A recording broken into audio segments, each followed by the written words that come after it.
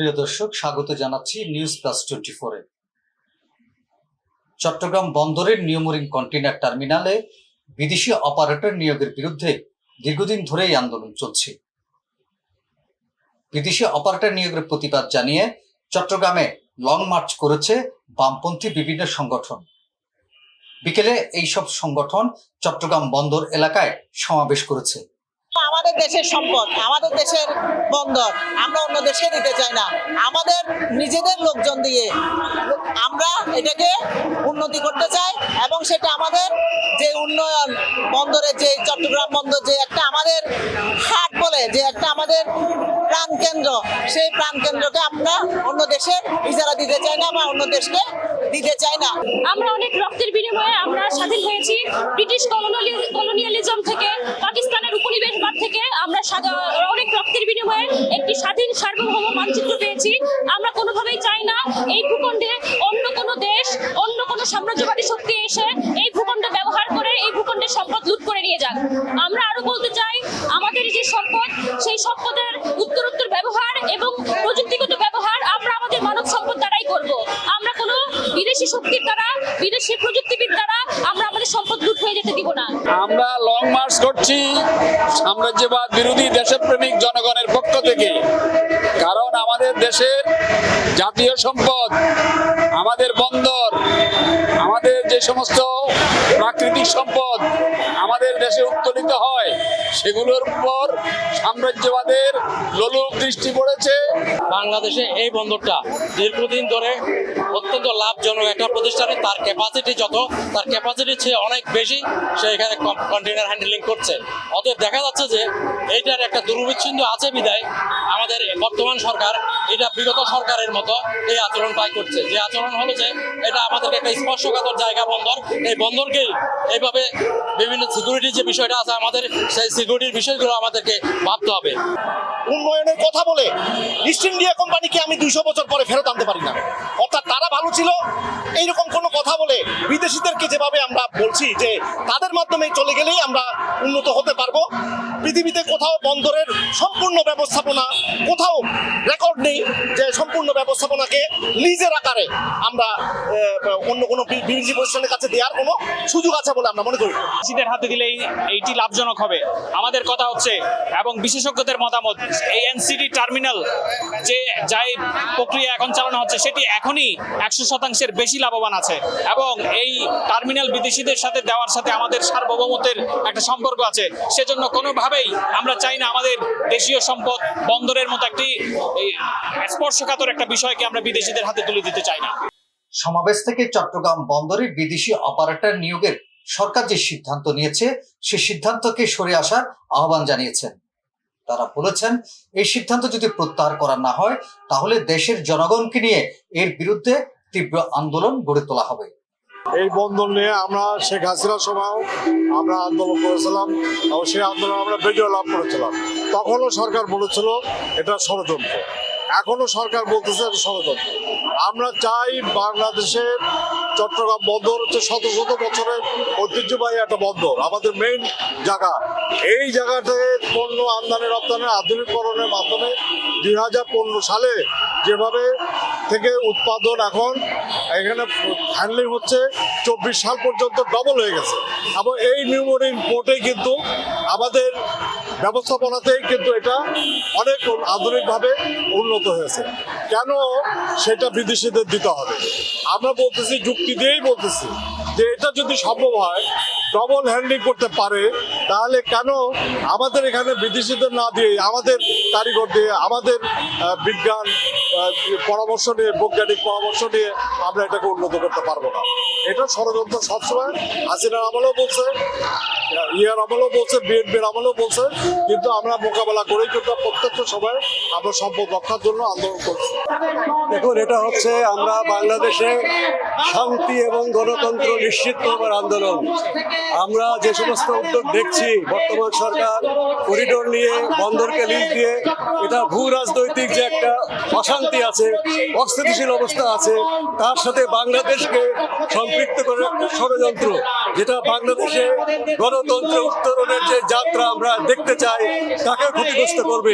কাজে এটা যেমন আমাদের দেশের এবং এই অঞ্চলের শান্তির সংগ্রাম, তেমনি এই অঞ্চলে বাংলাদেশে বিশেষ করে গণতন্ত্র উত্তরণের যে সামনের যে পথগুলো আছে তাকে সুরক্ষিত রাখার সংগ্রাম।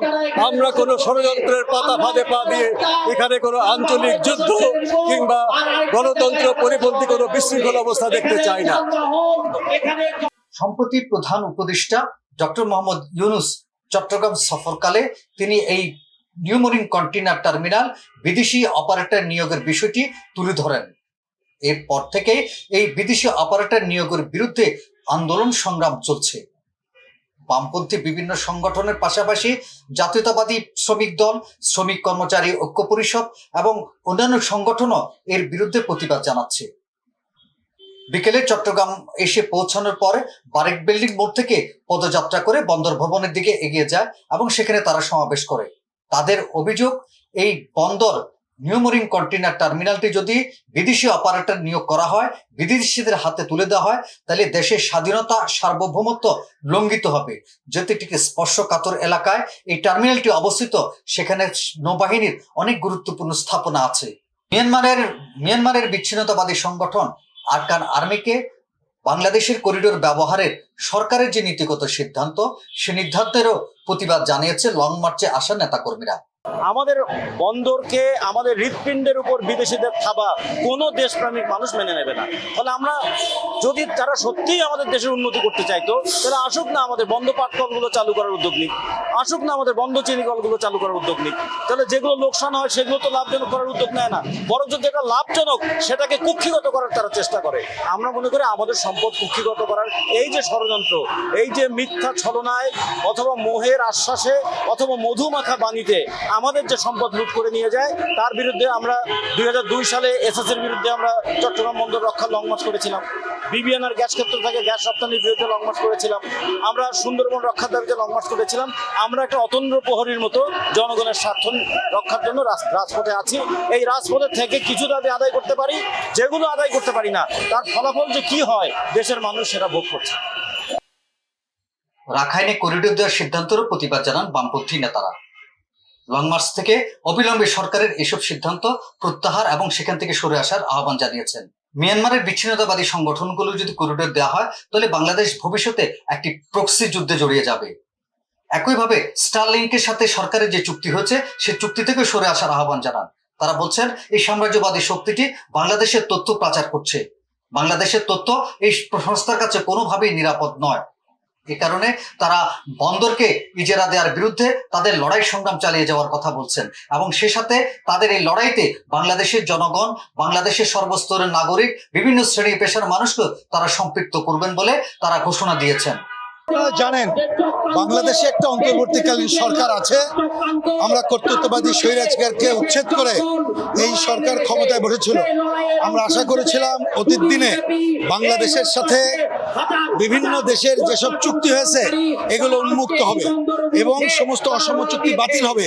কিন্তু আমরা দেখলাম সরকার এই পথে না হেঁটে আমাদের যে লাভজনক বন্দর সেইটাকে সে বিদেশি কোম্পানিকে ইজারা দেওয়ার চেষ্টা করছে। আমরা মনে করি এইটা আমাদের সার্বভৌমত্ব বিরোধী হবে এবং অপ্রয়োজনীয় অযৌক্তিক। সুতরাং আমরা বলেছি এই পথ থেকে সরে আসেন, কিন্তু আমরা দেখলাম সরকারের প্রধান তিনি জোর করে হলেও এটা করবেন। আমরা আরো দেখলাম আমাদের রোহিঙ্গা সমস্যার সমাধান হচ্ছে না, রোহিঙ্গাদের বাজেট কমিয়ে দেওয়া হয়েছে, কিন্তু তথাকথিত করিডোরের নামে ওই অঞ্চলে আমাদের এইখানে যে সাম্রাজ্যবাদের অনুপ্রবেশের সুযোগ দেওয়া হবে, যা আমাদের স্বাধীনতা সার্বভৌমত্বকে বিপন্ন করে তুলতে পারে। এছাড়া আমরা লক্ষ্য করলাম এই চট্টগ্রাম অঞ্চলের ইপিজেডে বিদেশি কোম্পানিকে সমরাস্ত্র তৈরির কারখানা দেওয়া হচ্ছে। স্টারলিং ওয়াইফাই নামে তাদের সাথে চুক্তি করা হয়েছে, কিন্তু স্টারলিংকে আমরা জানি পৃথিবীর সমস্ত দেশে সাম্রাজ্যবাদের স্বার্থ রক্ষা করে। আমরা বলেছি এই পথ থেকে সরকারকে সরে আসতে, সরকার সরে আসে নাই। এই জন্য গতকাল ঢাকা থেকে চট্টগ্রামকে আমরা রোড মার্চ কর্মসূচি নিয়েছি। আমরা এখন বন্দরে পৌঁছালাম। আমরা আশা করব এই যে পথে পথে লক্ষ মানুষ আমাদের সমর্থন করেছে, কোটি কোটি মানুষ আমাদের এই দাবির পক্ষে আছে। আমরা আশা করব সরকার এই পথ থেকে সরে আসার ঘোষণা দেবে। সরকার যদি তার পদ থেকে সরে আসার ঘোষণা না দেয়, তাহলে জুলাই আগস্ট আগামীতে যে মাস গণঅভ্যুত্থানের মাস, আমরা গণঅভ্যুত্থানের চেতনায় 24-এর গণঅভ্যুত্থানের আকাঙ্ক্ষা, গণতন্ত্র, শোষণমুক্ত সমাজ এবং সাম্রাজ্যবাদ আধিপত্যবাদী শক্তি যাতে বাংলাদেশে প্রভাব বিস্তার না করতে পারে, তার বিরুদ্ধে আমরা আমাদের নতুন পর্বের সংগ্রাম সূচনা করব। আজ এ পর্যন্ত। আগামীকাল কথা হবে অন্য কোনো বিষয় নিয়ে। সে পর্যন্ত ভালো থাকুন, সুস্থ থাকুন।